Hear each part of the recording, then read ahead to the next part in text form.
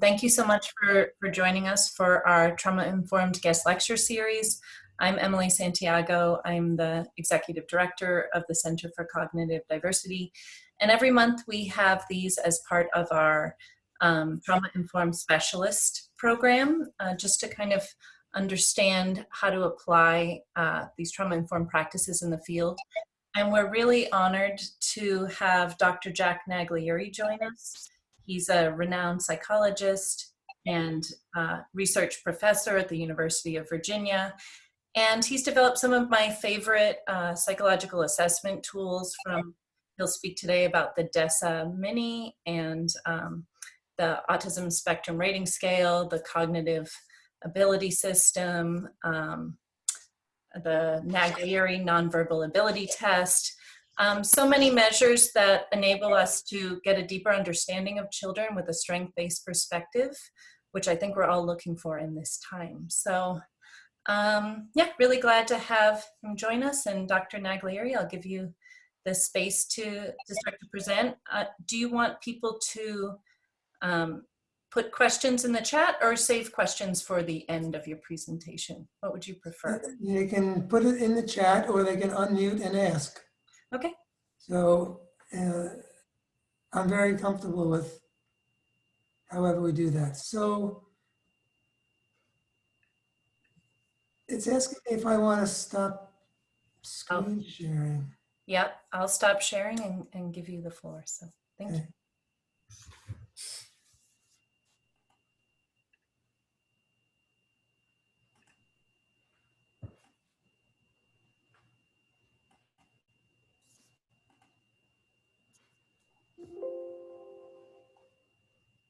Okay, I'm going to put my chat over here.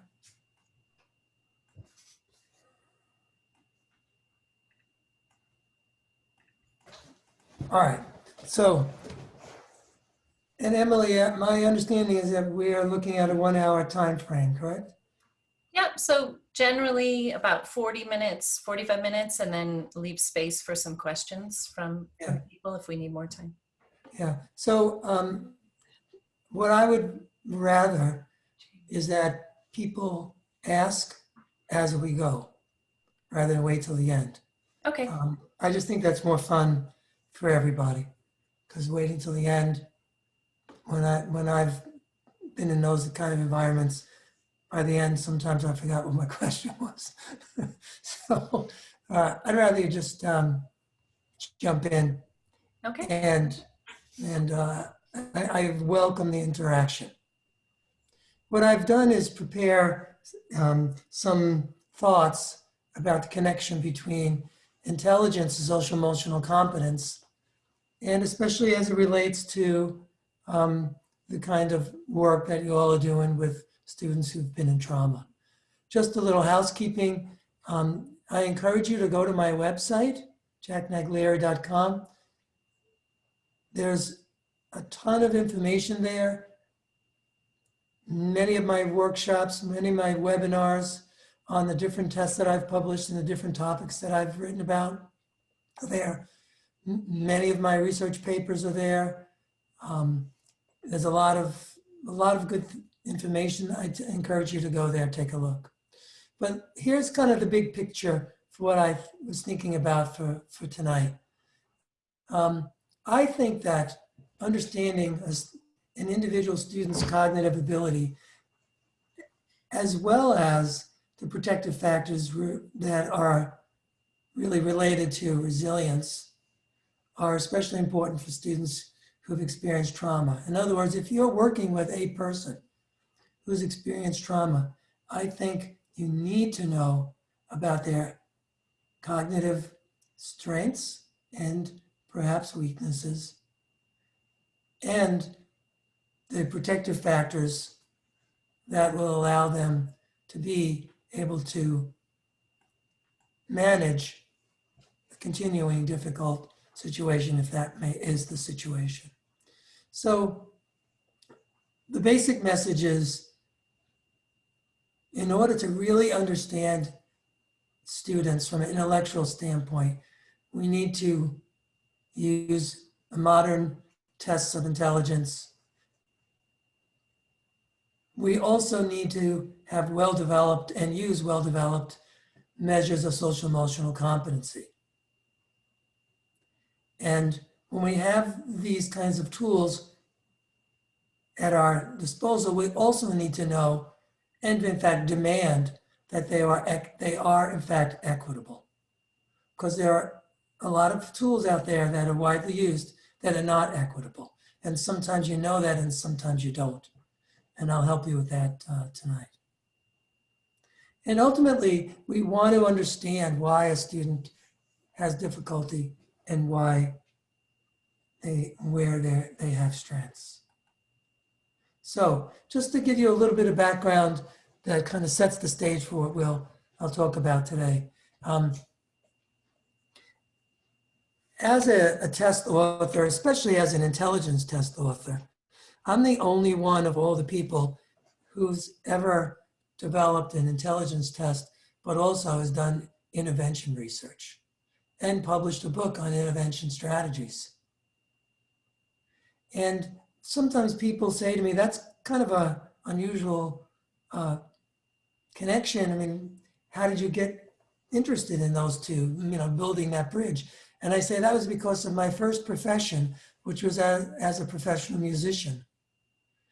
I started teaching guitar when I was 16 and playing professionally when I was 17.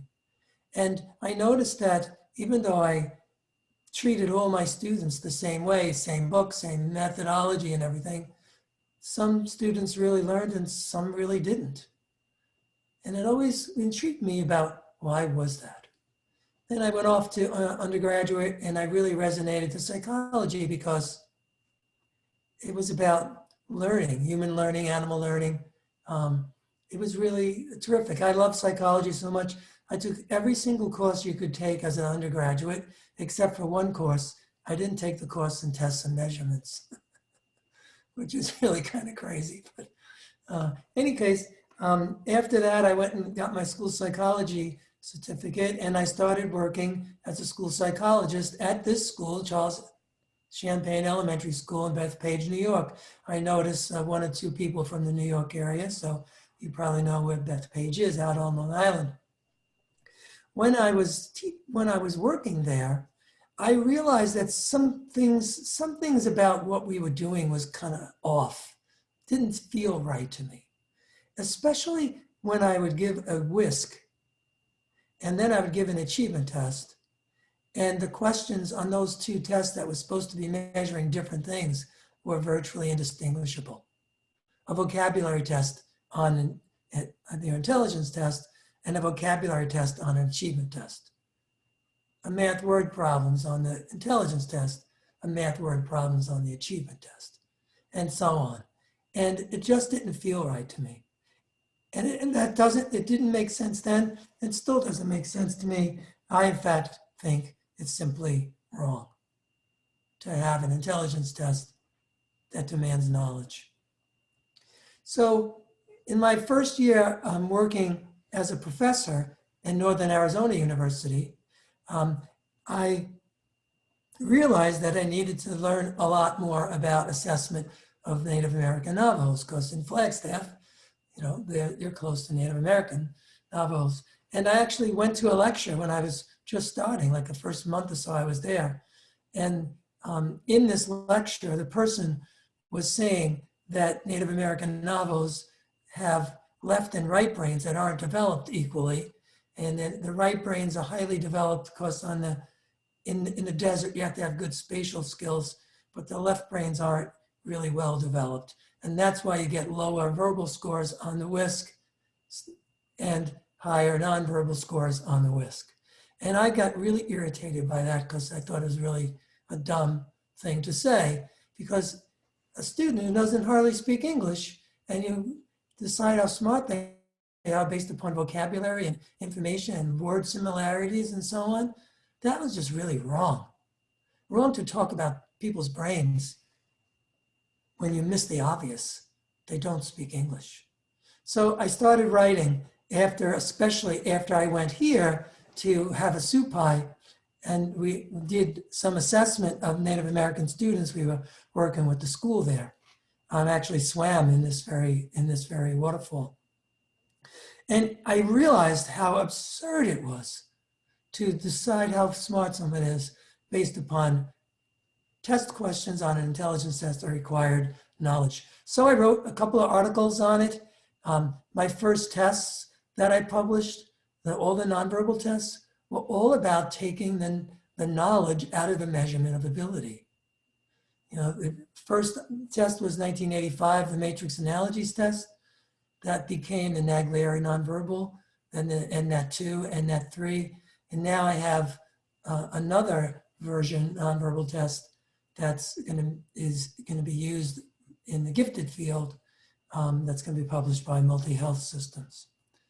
So I've been doing a lot of work in the area of cognitive assessment, but fair cognitive assessment. And all of these 14 tests that I've published, all of them have an element of equity as a goal. So I'm absolutely committed to this. And if you think about it, it's reasonable to ask, well, why do we measure intelligence with a vocabulary test?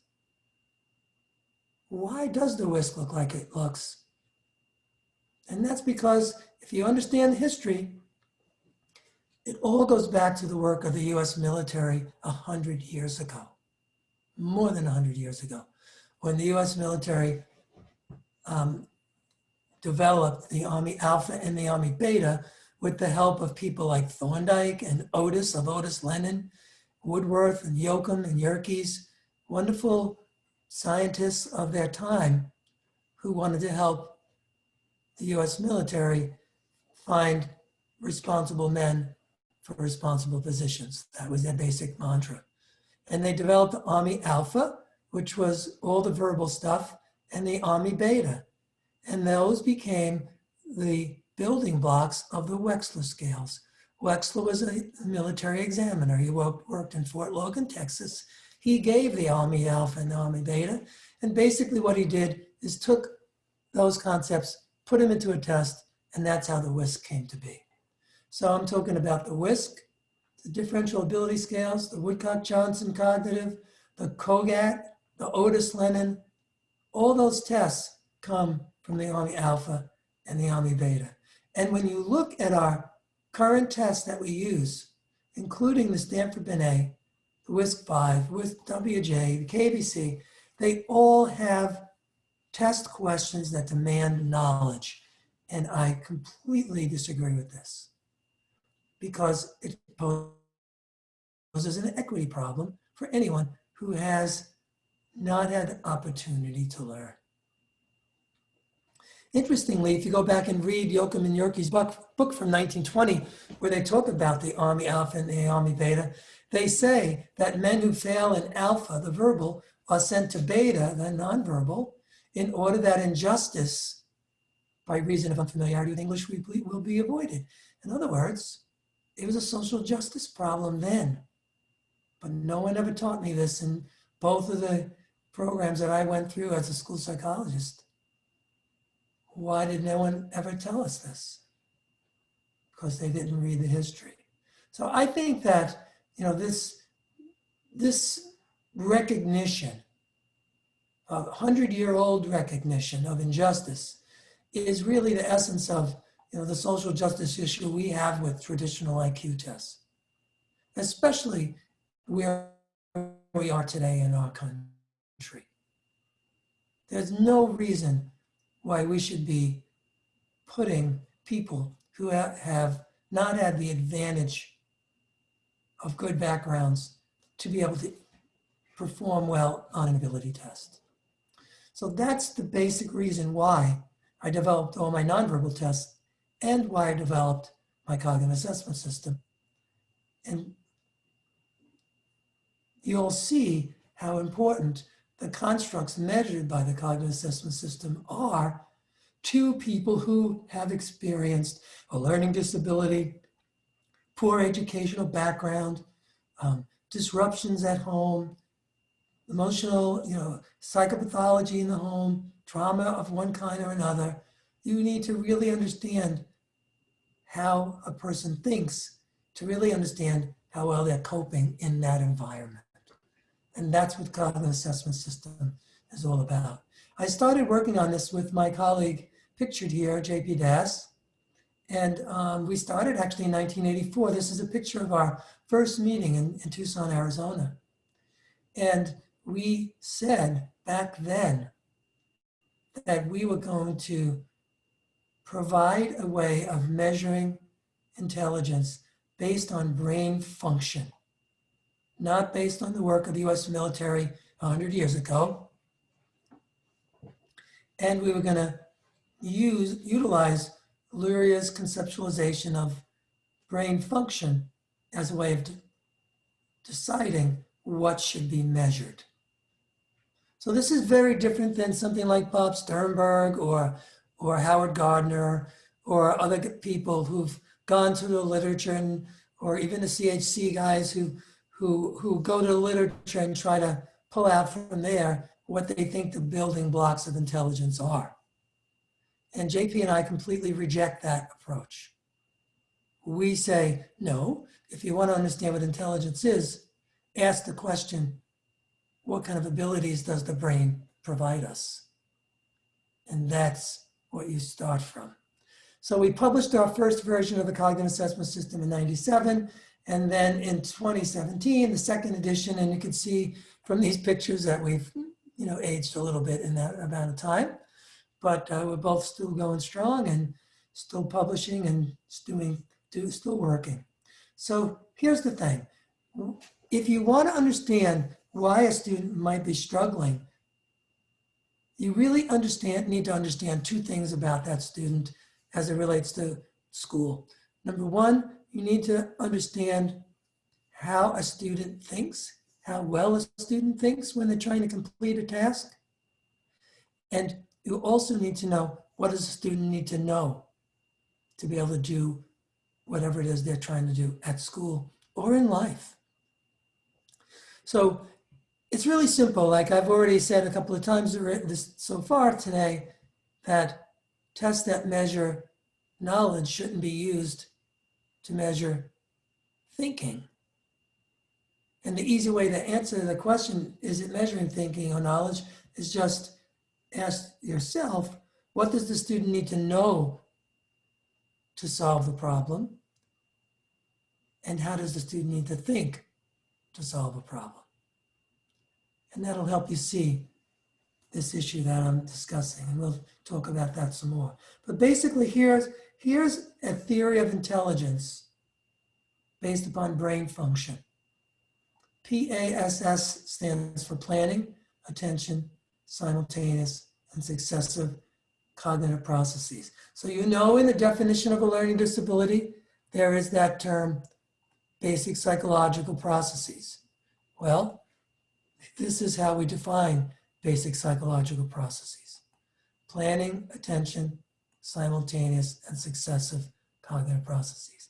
Planning is when a person has to decide how to do something that that person wants to do.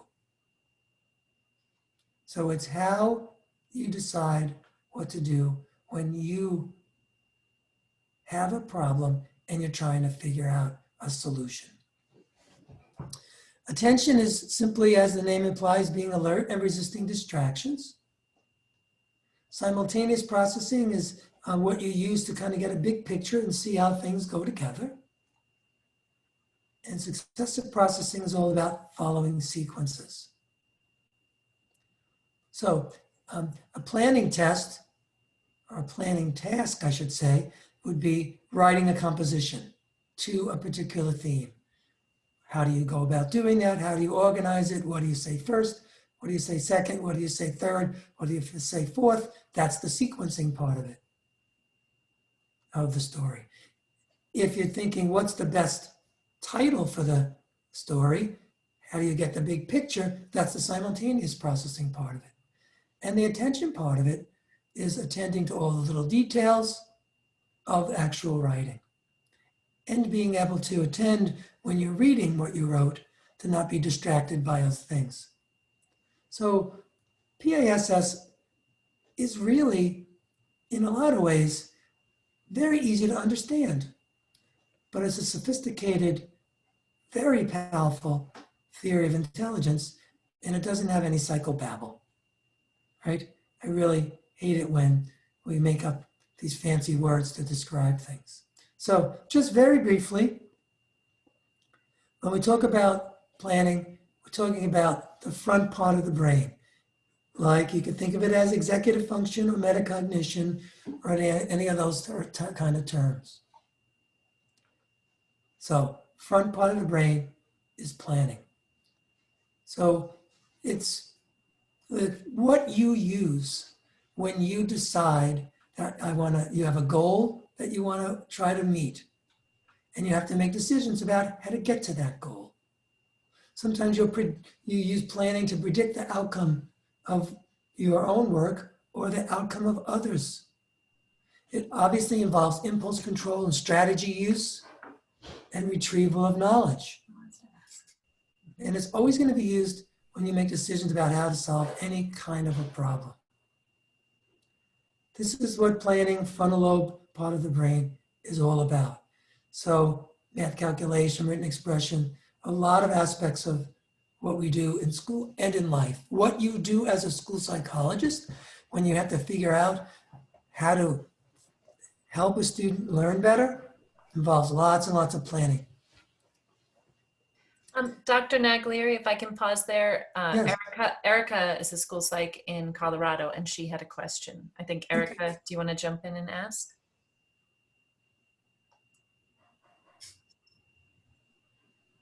Oh, so the chat is the question? Okay. I'm muted. Okay. Oh, here you go. Thanks, Erica. I'm sorry, I was muted. I was just wondering, just because it's kind of some pushback that I've gotten. I haven't given your test, so I'm not familiar with it, although, you know, I'd like to become more familiar with it. But anyway, even when I just give like nonverbal components of tests to children, I tend to get a lot of pushback of, well, we need to know what their verbal IQ is, because that's really what's predicting how well they're going to do with academics and how well they're going to do in school. And that's really what admin and teachers like want to know from me when I'm giving those assessments. And so I'm kind of wondering what your, how maybe you respond to that. Sure, Erica, that's a really good question, because people often say, well, the verbal scale is the best predictor of achievement. And keep in mind, that's a methodological problem, because you have criterion contamination. Because if you have vocabulary on your IQ test, and there's vocabulary that's being taught in the schools, well, of course it's going to correlate, because it's basically the same thing. But here's the really interesting thing, and I'll show you this. Well, I have a slide on this in a little bit, and down this that we'll talk about. I can tell you the answer right now. The research clearly shows that I've done and other people have done is that PASS is more highly correlated with academic achievement than the WISC. Think about that. PASS correlates higher with achievement than a WISC or a Binet or a WJ or a KABC. Because what it's measuring these 4 abilities, and no other test measures all these abilities. And because it measures these 4 abilities, that's why it's so powerful. We'll get to that, I'll show it to you. But I would encourage you to go on my website and look at some of the webinars and read some of the papers I've written there, and be in touch with me, because I'm happy to help you. This is a really good question. Thank you, Erica. So attention part is focused cognitive activity, resistance to distractions. You can think of it as selective attention, or listening versus hearing. And you can measure it with a simple test like Stroop, which we use because it fits our cognitive conceptualization of the attentional paradigm, multidimensional stimulus, where the most salient part is the part that you have to resist responding to. When you look at this word red, you want to say red, but you have to say yellow. It's really very, very powerful. Anyway, so that's the attention piece. Simultaneous processing, this is the back part of the brain, occipital parietal. This is about seeing things as a whole. This is what you typically get in a nonverbal test. So when you give a nonverbal test, you're really only measuring a small little piece, and that is not sufficient. It's not enough. So simultaneous processing is all about seeing things as a whole. Reading comprehension, geometry, whole language, verbal concepts. That's where simultaneous processing is involved. We also have a verbal simultaneous processing test, which is really wonderful, because what it does is it helps us show how simultaneous processing is not just nonverbal, because this is one of the questions from our test. So the question is, which picture shows a boy behind a girl? So if you look at these 6 options, you can see which picture shows a boy behind a girl. It's not number 2, that's a girl behind a boy. Here it is, number 3. So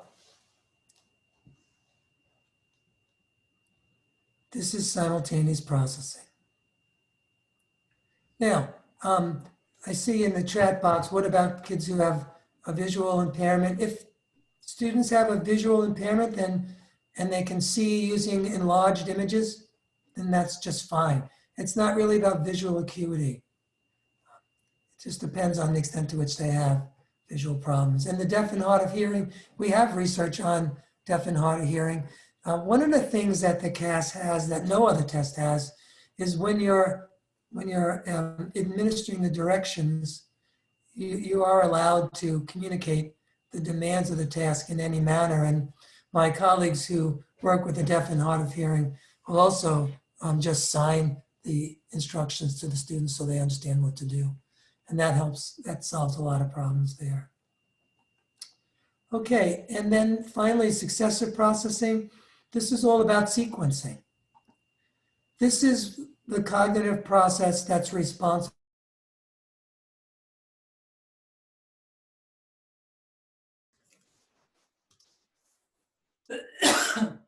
Are you there, Jack?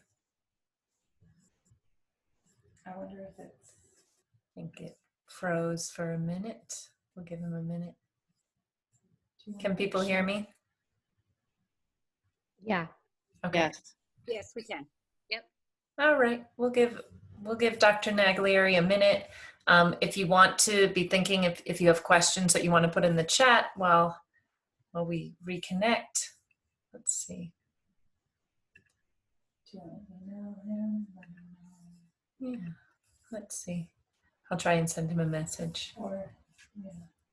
Oh. Maybe he's rebooting. Well, Correlates with achievement very well. And it's only 40 minutes to give. Because okay. I really hope that you'll rethink that. Then the other question about where does EF fits in, executive function, we have an executive function scale on the CAS if you use the 12 subtest version. And that's basically a combination of mainly planning and a little bit of attention, because that's typically how it's been conceptualized. But I can tell you from all the research and all that I've seen, PASS is going to be explaining kids much more. So these are really good questions. So keep in mind that if you're thinking about a learning disability, think about this triangle that I've been writing and speaking about since 1997, where at the base of the triangle, you have weaknesses in academics on the left, weaknesses in cognition on the right. At the top, you have the strengths. We always have to talk about the strengths. So on the left-hand side of the triangle, that's like a traditional ability achievement discrepancy. So if in your district you have to do an ability achievement discrepancy, you can still use the CAS and just and say, yep, we got the discrepancy. It's this part of the triangle, but we found out what's wrong. We found out why the student's failing. And that's where the bottom of the triangle comes in, because that tells you, look, these academics are low because of these areas of cognition are low. And that's what we really want to know, because then we can build our interventions from there. So Kathleen and I have an intervention protocol. And again, go on my website and look at my webinars, or maybe we have to do another one of these sessions where we just talk about intervention. But the first step in the intervention isn't to tell the teacher, it's to tell the student. Mhm. Because now you have terminology that students can understand. When you help the child understand the nature of their strengths and the areas where they have weaknesses, what you're doing is giving them a sense of hope and a sense of participation in the solution. And that's going to increase their motivation and persistence and encourage them to be able to solve their problems themselves. Ultimately, that's what we really want. Mm-hmm. So as I mentioned, Kathleen and I have been doing week-long sessions for the Learning in the Brain folks, the week-long summer institutes on this topic. So you can easily spend, a couple of days on it. But go to my website and we can talk some more about it. So just a little bit, in my book, Helping Children Learn, it's a book of intervention handouts for students, parents, and teachers. You are permitted to make copies of the handouts. They're all 1 or 2 page handouts, and give them to teachers and parents and so on. Now, I want to show you how this actually worked recently with a case that Tulio shared with me not long ago. He used one of the handouts in my Helping Children Learn book in a way that I'd never anticipated. But it was really quite amazing. So this is Jose, 10-year-old, lots of problems in school. On the WISC for Spanish, a 55 on the verbal. Now that's that verbal part and that knowledge part again.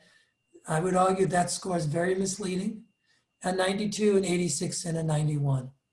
Okay, what we really want to know is this, his past scores. So here he is. He's got a planning score of 105, a simultaneous of 91, tension is 79, a successive of 94. And you can see variability in his academics. So what did Tulio do? Tulio thought, well, gee, what's the simplest thing that we could do to help this boy? And he decided that he would talk to Jose, talk about his strengths, talk about his weakness in attention, and give him a copy of this from one of the handouts in my book, Think Smart and Look at the Details. So what they did is the teacher printed this, cut it out, and taped it to his desk. And then a few weeks later, the teacher very excitedly contacted Tulio and said, Tulio, his reading accuracy is improved by 80%. He's reading many more words correctly now than he's done, and it's only been a couple of weeks. What did we do? We helped him understand the problem. We helped him with a solution, and the solution is basically slow down, look more carefully, and that made a difference. Sometimes the simple things matter. Emily, is there another question? There are some questions. Just given a time, we've got about 7-8 more minutes. And I think a couple people asked questions about like equity or like disproportionality, and also like, is the CAS-2 approved for working with African-American students in California? We have a lot of Californian psychologists on here. That's exactly where I'm going right now. Great. So something that you need to know, it's a little esoteric, but it's really important as a consumer.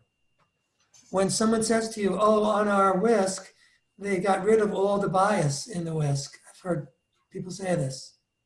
But what they don't talk about is the equity part of the question of test bias. So here's the thing. There's two sides to this coin about fairness. Fairness could be psychometric issues like differences in reliability, item characteristic curves, predictive validity, all kinds of jazz. And then there's just plain mean score differences.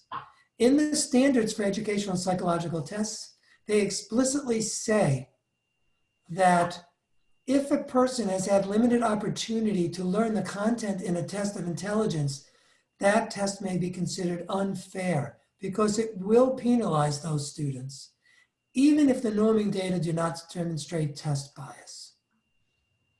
So in other words, in order to know if a test is really equitable or not, you have to look at mean score differences by those tests. And I've done that, and that's what's in this next slide. This is all the research that's been done on black-white differences for the Stanford-Binet, the WISC-5, the WISC-4, the WJ, and the KBC, and the CAS. And the yellow section are the traditional tests. The green section are the, I would call second generational tests. Look at the test that yields the smallest difference, the CAS. Look at the test that yields the largest, Stanford-Binet, the WISC-5, WJ. These are all so much knowledge-based. I have some new research that has shown even equally amazingly how if you take the knowledge base out of these kind of verbal tests, ability tests, you get amazingly different results. I'll have to share that with you another time. But CAS is the best in terms of this issue. Same is true for Hispanics. The same is true if you give the CAS in English or Spanish, you get the same result. And you make the same decisions about if the child has a weakness or strength or not. This is the first study we did. We replicated the study, got the same result the second time. Now the question in California, this legal opinion was rendered by an attorney, almost 3 years ago now. And the attorney concluded that the CAS should be used for African-American students. And you can read the details of this. Again, this is all on my website, but Emily, I'll send you a copy of this presentation after we're done. You can distribute it to everybody. Okay, I greatly appreciate it. It'll also be on my website, but I'll send it to you when we're done here. So yes, we've gotten the attention. And here's the meta-analysis study that I told you about that was done by George Yu. And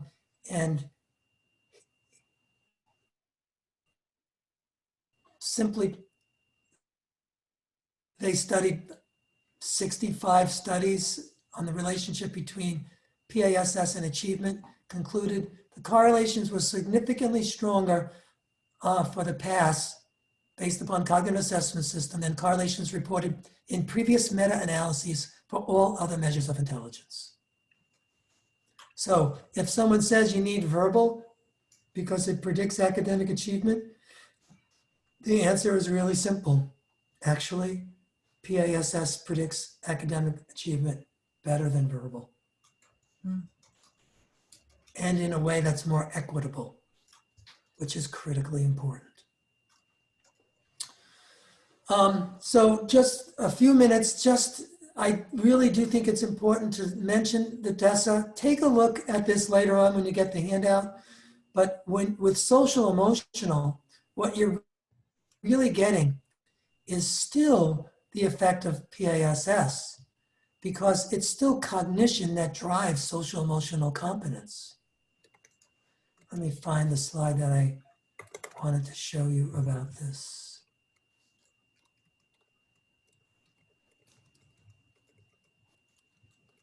Where is that?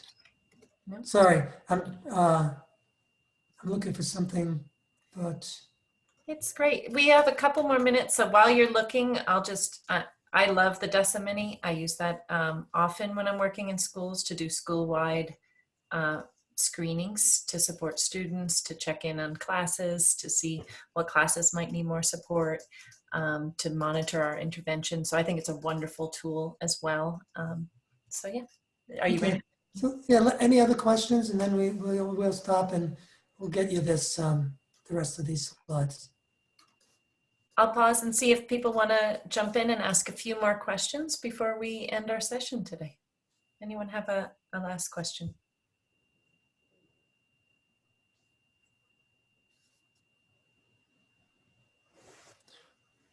Great. I see a lot Okay, of then I'm going to end with something, parting words about where we are today in our COVID world. I put this together the other day, yesterday actually. I think it's important for us to keep in mind that, you know, the pandemic is not going to last forever. But the lessons that we teach our children during this time about how to cope with adversity, that's going to last a lifetime. Mhm. And I just would like to leave you with that thought of encouragement. Even though these are hard times and they're going to get harder, we all need to look to what we can learn and how we can help each other and how we can support each other, whether it's doing webinars like these or just being available for questions or just supporting each other. We'll all join hands and we'll get through it. Mhm. So I'll leave with those thoughts. And as I said, please feel free to be in touch with me. Emily, thanks for having me here tonight, and be well, everybody. Take care. All right.